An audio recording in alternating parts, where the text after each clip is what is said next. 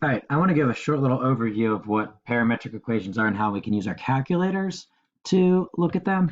Um, so, if I go to one, a couple things. One, you can see my key press history here. So if you fall behind, you can always just pause the video and catch up by hitting the buttons that show up here. Secondly, I'm going to go through how to set up your calculator. If you have like one of the newer color versions, then it says all the modes up top there. So the first thing that we're always in is radian mode. So if you all hit mode, check that you are in radian mode. Now what we're going to do is change over from function mode in this row down to parametric mode there. So to do that, I'm going to go down, down, over, enter. And then I'm going to hit my y equals screen. What I want you to see is it looks a lot different. I've got x of t and y of t, and there's like subscripts for like x1 and y1. Let's try something that I think you should know, which is x equals cosine t and y equals sine t. That might be familiar from something before. I'm going to hit graph, and I'm going to hit actually a zoom 6. And look what happened there. I got this little oval thing. I'm actually going to do a zoom. I'm going to go a box around that. So I'm going to do a zoom box. I'm going to define a corner.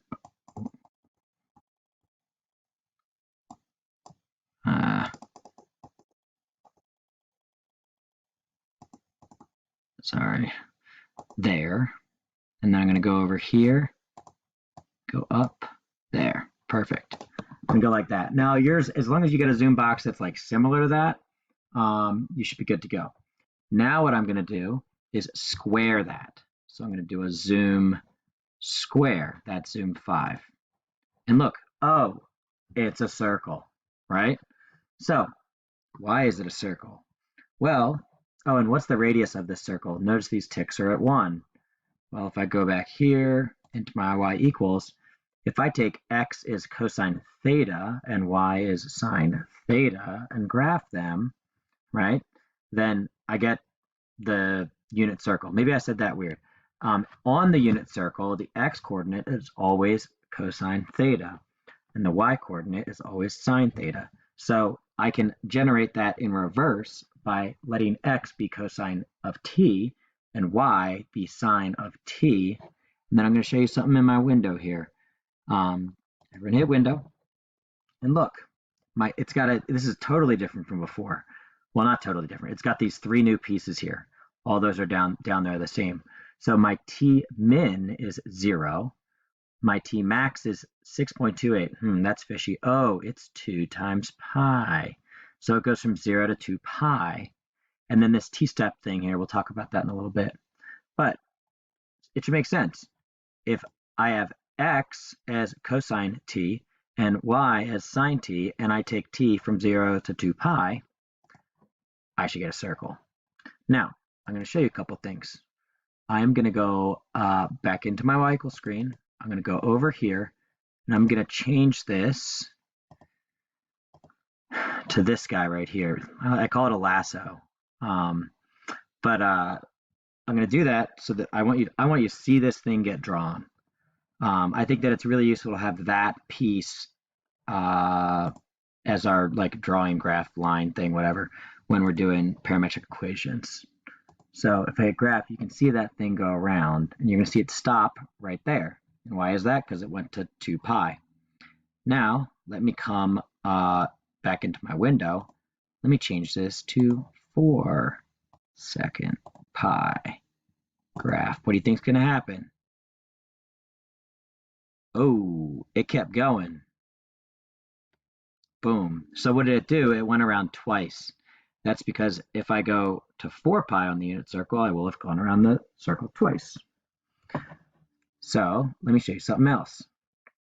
I can, in my window, this t-step, I kind of like held off on that, but in the t-step here, let me change it to a 1. And I want you to kind of infer what happens here. I'm going to hit graph. Boom. Wait, what? So I can hit trace and you can see what happened here. So your calculator doesn't really graph it here the way it does when it does regular functions. Notice this is t equals 0. It graphed the point 1, 0. That's the first point in the unit circle.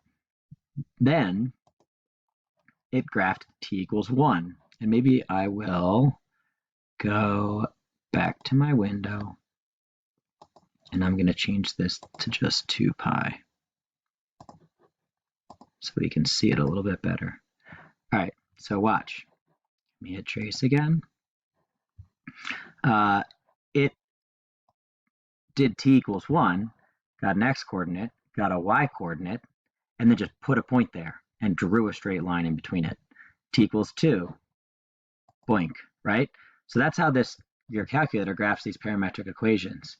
You can imagine that like that graph right there is not very useful for us because it isn't very accurate. So whenever you're doing parametric equations, you have to balance out the accuracy of the graph and the amount of processing power that it's going to take to graph it. What I mean by that is if I go in here, I think it was like 0.13. Say I was like, oh, I want this to be really accurate. I'm going to go 0.002. Now, I don't know what's going to happen here because I'm using the computer and it processes a lot faster than it does on the actual calculators. But if I hit enter or if I hit graph, yeah, so all right, it did what I wanted to do. It's going to take forever to graph that thing. And your calculator may be going even slower than that, right?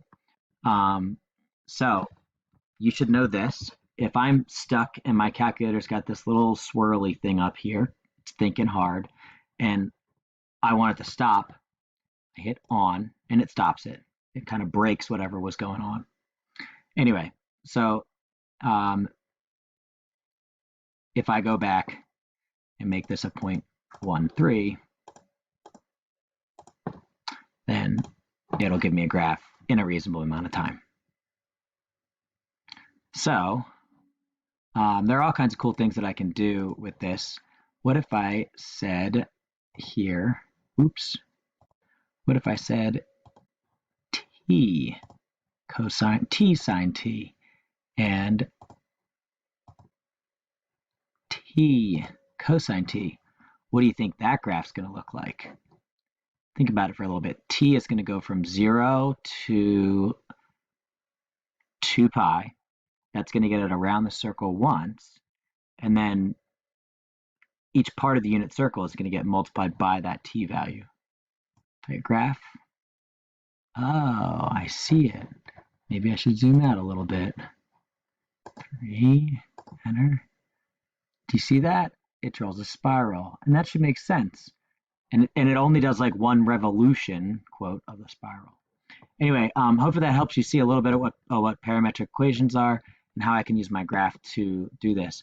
A lot of times, like if there's a free response question on the AP test and they give us a calculator on it and it's a polar one or a parametric one, we can use these features of our calculator. I'm not going to talk about it too much right now, but there are some other things that are different in this when we're in parametric mode and graphing.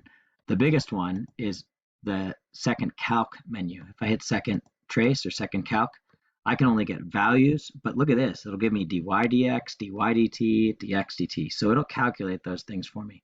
I'm not going to go into that right now, but you should be aware that that is there. Anyway, hopefully this helps you see how we can graph things in polar on our calculator and helps you to see how we can manipulate things. I encourage you to mess with different things here and see what kind of cool things show up. Anyway, that's all.